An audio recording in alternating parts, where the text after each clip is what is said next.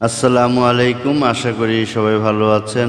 আজকে আমি অ্যাজোস্পার্মিয়া বা পুরুষ বন্ধ্যাত্বের তিনটি অবস্থা নিয়ে বা তিনটি প্রধান কারণ নিয়ে কথা বলবো। অ্যাজোস্পার্মিয়া মানে হলো পুরুষের বীর্যে যখন একেবারেই শুক্রাণু বা স্পার্ম পাওয়া যায় না, তাকে অ্যাজোস্পার্মিয়া বলে। অ্যাজো মানে হলো 0।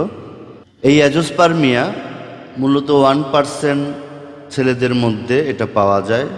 আর যেটা অলিগোস্পার্মিয়া মানে কম আছে কিন্তু কম, সেটা হলো অন্তত 12% পুরুষের মধ্যে এটা পাওয়া যায়। এই অ্যাজোস্পার্মিয়াটাকে আমরা প্রধানত 3 ভাগে ভাগ করতে পারি। এই কেন্দ্র কিন্তু আমার এই অন্ডকোষ।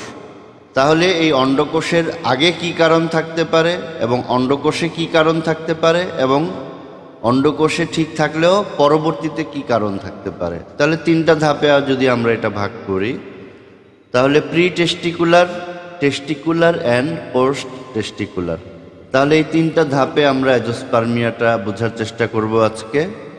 তাহলে প্রি টেস্টিকুলার অ্যাজোস্পার্মিয়া মানে হলো যে এই টেস্টিসের ফাংশনের আগে কি কি ফাংশন আমার বডিতে কাজ করে এই শুক্রাণু তৈরির সহযোগী হিসাবে।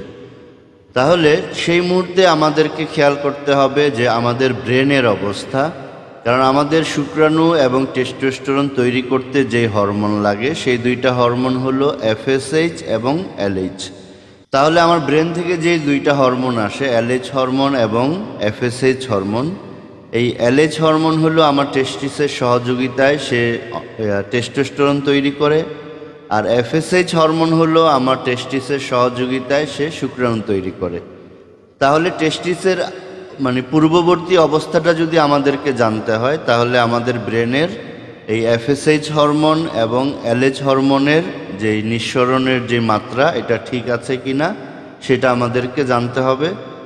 সেটা যদি কম থাকে বা বেশি থাকে সেটা, তাহলে ব্রেনের যে পিটুইটারি গ্ল্যান্ড থেকে এই হরমোনটা আসে, তখন সেটাকে এমআরআই করে দেখতে হয় যে সেখানে কোনো সিস্ট বা টিউমার আছে কি না, সেখানে পিটুইটারি গ্ল্যান্ড কোনো ইনফেকশন আছে কি না, কেন হরমোন বেশি আসে, অথবা যদি হরমোন খুব কম আসে, যে এফএসএইচ বা এলএইচ হরমোন যদি কম থাকে, তাহলে সেই পিটুইটারি গ্ল্যান্ড শুকিয়ে গেল কি না, বা সেখানে কোনো টিউমারের কারণে বাধা আছে কি না, ইত্যাদি দিকগুলো দেখতে হয়।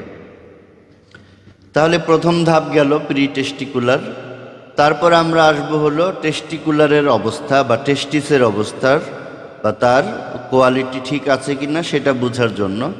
এখানে যেটা বোঝার বিষয় সেটা হলো যে টেস্টিসের সাইজ ঠিক আছে কি না, টেস্টিসের আশেপাশে ভেরিকোসেল হাইড্রোসেল আছে কি না, এই জিনিসগুলা দেখা হয়। টেস্টিসের বাইরে যে ইপিডাইডিমিস থাকে, যেখানে এসে শুক্রাণুগুলো রিজার্ভ হয়, সেখানে সিস্ট আছে কি না। তো এই জিনিসগুলা তখন দেখা হবে যে টেস্টিসের অবস্থাটা আসলে কি। যদি টেস্টিসের অবস্থা ঠিক থাকে, এবং এখানে পরীক্ষা করে বোঝারও উপায় আছে, যদি আমরা এফএনএসি করি, মানে সুই দিয়ে যদি টেস্টিসের ভিতর থেকে বা ইপিডাইডামিসের ভিতর থেকে ফ্লুইড এনে সেখানে দেখা হয় যে সেটার ভিতরে শুক্রাণু আছে কি না। যদি শুক্রাণু পাওয়া যায়, তাহলে আমাদের 2টা ধাপ ক্লিয়ার হয়ে গেল, যে ব্রেনের অংশটুকু ঠিক আছে, টেস্টিসের অংশটুকু ঠিক আছে। তাহলে তার পরবর্তী ধাপ মানে আমাদেরকে পোস্ট টেস্টিকুলারের যে পয়েন্টগুলো থাকে, যেই লাইন দিয়ে টেস্টিসের ভিতর থেকে যে শুক্রাণু তৈরি হয় সেটা বের হওয়ার রাস্তাগুলো তখন দেখার বিষয় থাকে।